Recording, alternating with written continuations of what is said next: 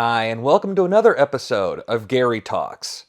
A couple weeks back, I did my top 10 sitcoms of the 80s. We're going to continue that now with my top 10 sitcoms of the 1970s. Gary Talks TV. Gary Talks TV. Gary Talks TV.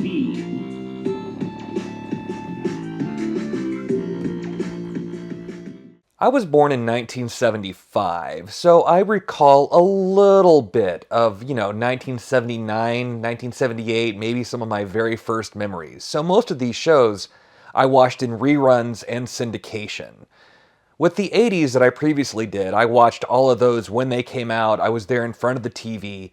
So these are probably ranked a little bit different for me than it would be for some of you who watched them when they first came out. Before we get to my ranking, we'll go over the rules I gave myself. First of all, it had to be a 3-camera studio shoot, which is why a show like MASH wouldn't be on this list. Secondly, it had to have either a live studio audience or a laugh track. Between those two things, 3-camera studio setup and the laugh track, that to me equals sitcom. So, in order to make my top 10, it had to check both of those boxes. So let's start with number 10, which was a spin-off of Happy Days, Laverne and Shirley.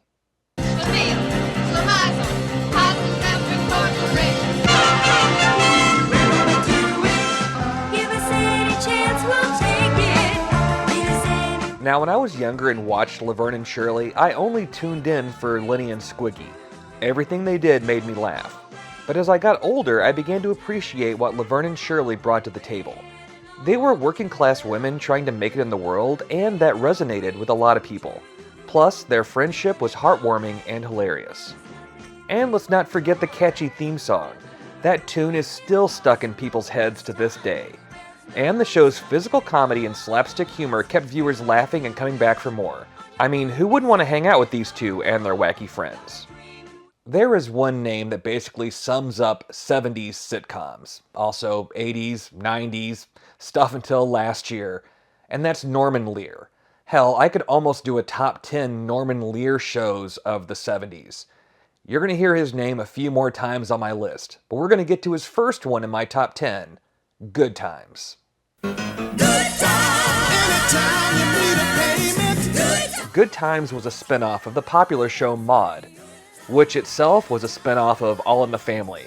Spinoffs were crazy in the 70s, yo. It followed the lives of the Evans family, an African-American family living in a housing project in Chicago.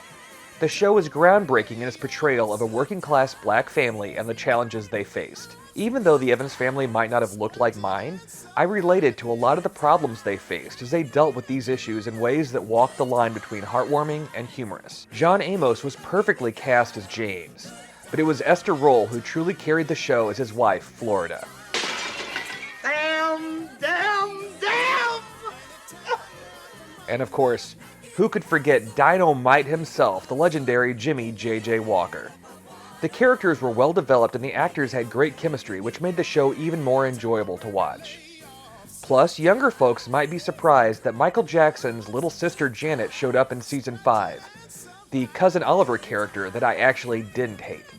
I wonder whatever happened to her. Did I ever tell you the one about my Uncle Arthur? You'll get that joke if you watch this show. My wife and I try to watch retro sitcoms at least once a week, and we've been making our way through my number 8 sitcom. Welcome back, Cotter. Welcome back.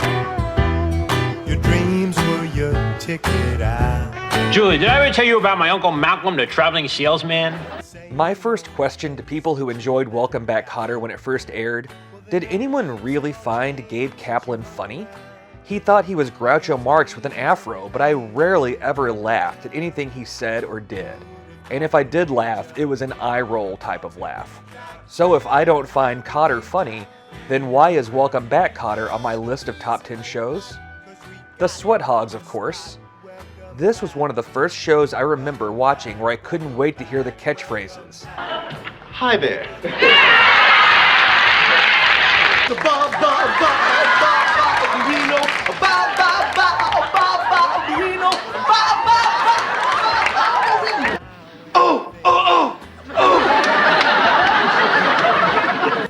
Where?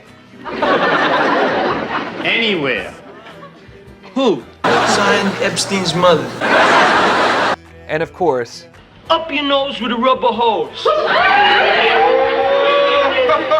the Sweat Hogs were super fun characters, and even though they were supposed to be the roughest of the rough, they were all lovable and any kid would have loved to hang out with them. My number 7 sitcom of the 70s is possibly the most merchandised one of the entire decade. There were lunchboxes, pencil boxes, t-shirts, records, posters, you name it, there was something for Happy Days. Sunday, Monday, happy days. Tuesday, Wednesday, happy days. Thursday, Friday, happy days. The weekend comes, my cycle hums, ready to race to you. These days are ours. I'm not really sure when nostalgia first entered into entertainment. I'm gonna guess it was maybe American Graffiti, which came out in 1975 and looked back on the 50s as a time of innocence and optimism in the midst of the 70s. Happy Days took that nostalgia, as well as the lead actor, and ran with it. The characters and storylines resonated with viewers who were nostalgic for that era, as well as those who were curious about what life was like back then. Happy Days had a fantastic cast of characters. Potsy, Ralph Malph, Richie, and of course, the iconic Arthur Fonzie Fonzarelli. Hey! Played by Henry Winkler. For people who are really only familiar with Henry Winkler as Gene Cousineau from Barry, you'd be blown away by just how cool Fonzie was. Wearing his leather jacket, riding his motorcycle, and able to just hit the jukebox and make it come on. His Fonzie was a cultural icon and a symbol of teenage rebellion. Even though Happy Days tackled a range of social issues in a way that was both entertaining and thought-provoking, it was also just plain fun to watch. The show had a great sense of humor, memorable catchphrases, and like many of these shows on the list, a great, catchy theme song. It's no wonder that it became one of the most popular and enduring sitcoms of all time. You know how I said my wife and I work our way through retro sitcoms, and we've been watching Welcome Back, Cotter, which was listed earlier. We've also been making our way through a sitcom that holds up perfectly still all these years later, WKRP in Cincinnati. Baby, if you've ever wondered whatever became of me, I'm living on the air in Cincinnati, WKRP.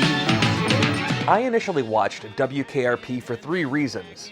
One was Dr. Johnny Fever, and the other 2 were Lonnie Anderson. Hey, I was a young boy, give me a break. As my wife and I have been rewatching all these episodes, we realize that the entire cast is top-notch, as the show follows a struggling radio station who is making the jump to rock and roll. The show was created by Hugh Wilson, who based it on his own experience working at a radio station, and you can feel the truth of the show and the characters here more than some other workplace comedies. As someone who once worked in local television, there were certainly characters like this where I was working, especially a Herb Tarlick. The show was never really a hit when it first aired, but it has since gained a huge cult following, especially the famous Thanksgiving episode. As God is my witness, I thought turkeys could fly. But one thing I do have to ask, what the hell were the lyrics in the closing song? What is this guy trying to say?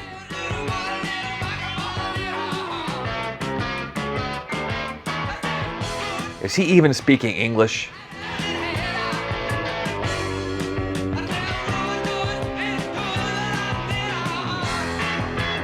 Next up is all about moving on up to the east side, where you finally get a piece of that pie. The Jeffersons. Well, we're moving on up to the east side. George and Louise Jefferson were next-door neighbors of Archie and Edith Bunker for the first 3 seasons of All in the Family. After a few members of the Black Panthers who were fans of the show talked to Norman Lear, they asked why all the black characters on his shows are always dirt poor. Lear decided to take that idea and make the Jeffersons wealthy and move them into an upper-class high-rise building, and a legendary show was born. George and Wheezy were a dynamic and relatable couple, and their interactions with their neighbors and friends provided plenty of comedic moments. The show's supporting cast, including Florence, the sassy housekeeper, and Tom and Helen Willis, the interracial couple, added depth and diversity to the show. My personal favorite was always Mr. Bentley, their eccentric British next-door neighbor. Finally, like so many shows we've been talking about, the theme song was great. Moving On Up was catchy and memorable, and it perfectly captured the show's spirit of upward mobility and the American dream.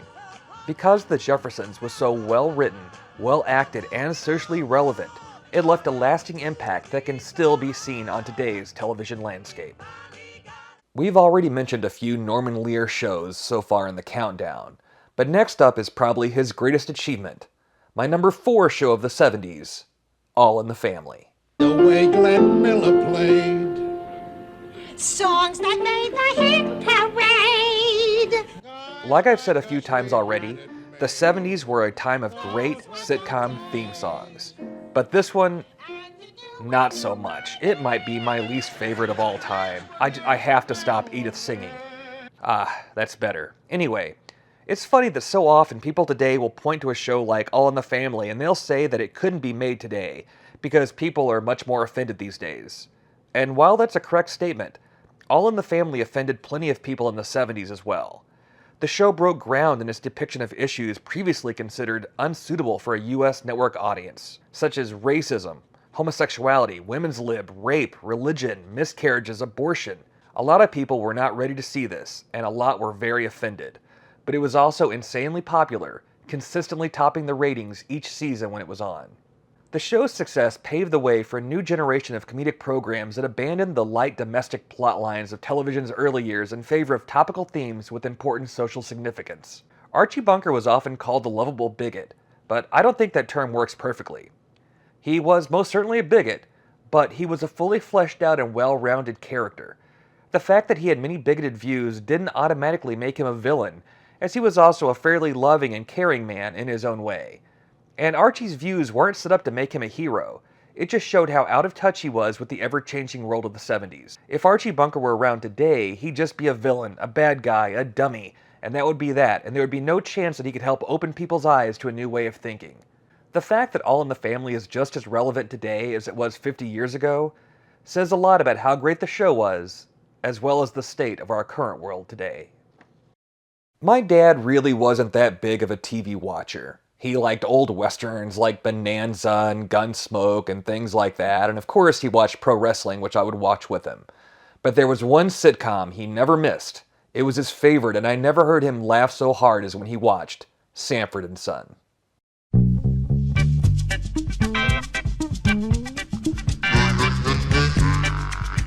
Earlier I did say that All in the Family was probably Norman Lear's greatest achievement, but Sanford Son was his funniest. Based on a British sitcom called Steptoe and Son, which I have never seen, Sanford Son followed the adventures of the legendary Red Fox as Fred Sanford as he ran a junkyard with his big dummy of a son, Lamont. The show's humor was often based on the tension between Fred and Lamont as they navigated the challenges of running a small business and their family dynamic. Fred was always known for his crabby nature and his tendency to fake heart attacks for comedic effect.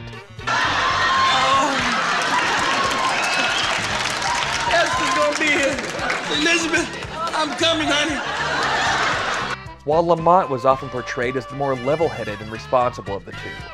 Additionally, the show's humor was often rooted in its portrayal of working-class life and the struggles of running a small business. The characters' attempts to make ends meet and their encounters with various colorful characters in the community provided ample opportunity for great moments. The show incorporated physical comedy and slapstick humor, such as Fred's exaggerated reactions and gestures, which added to the overall comedic appeal. But it also wasn't just for laughs. Like many of these shows in the 70s, the show tackled important social issues of the time like race and class. The chemistry between Fred and Lamont was the glue that held the show together, and their back-and-forth banter was always a highlight. And let's not forget the supporting cast. Aunt Esther and Grady both made me laugh every time they were on screen. They brought their own unique brand of humor to the show. It really was an ensemble effort, and it made Sanford Son a timeless classic. A little trivia, Red Fox's real last name was Sanford. I don't think I watched my number 2 show at all when it was originally on.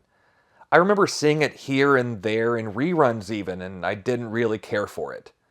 It wasn't until I discovered Andy Kaufman, and he became my favorite comedian of all time, that I went back and revisited his work as Latka and realized that the show in general was flawless. I'm talking about Taxi.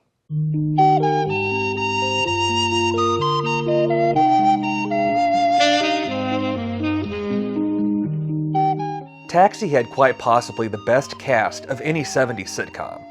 Danny DeVito, Christopher Lloyd, Andy Kaufman, Tony Danza, Jeff Conaway, and Mary Lou Henner. And the cast was anchored by the always serious and put-upon Judd Hirsch. Taxi followed a group of cabbies, as well as their dispatcher Louis De Palma. And other than Judd Hirsch's Alex, who had resigned himself to being a lifelong cab driver, everyone else was just driving a cab until their dreams came true, which they never did. I feel like a broken record a bit, as Taxi was yet another show in the 70s that would tackle serious subject matter in a fun way. Either that was every single 70s sitcom, or it was just the ones that still hold up to this day. And of course, there was Latka. Andy Kaufman hated what the show did to his foreign man character, or at least that's the story we've been led to believe, because with Andy, you never really could know. But it led to some of the greatest moments in the history of comedy, and a little bit of trivia here too. The role of Bobby, played by Jeff Conaway, was originally offered to Robin Williams. Can you imagine the show with him in the cast as well? And now for my top show of the 70s. I'm a sucker for a good farce. Anytime you have character A talking about one subject and character B talking about another, the comedy that comes from that miscommunication makes me laugh every time. And one TV show nailed that perfectly. I had a poll on X or Twitter, whatever we're calling it now, asking you guys if this show belonged in the 70s or the 80s. And you overwhelmingly agreed with me that this was a 70s sitcom. I think that's the case because it was the most years you had the original three cast as well as the Ropers. I'm talking about Three's Company.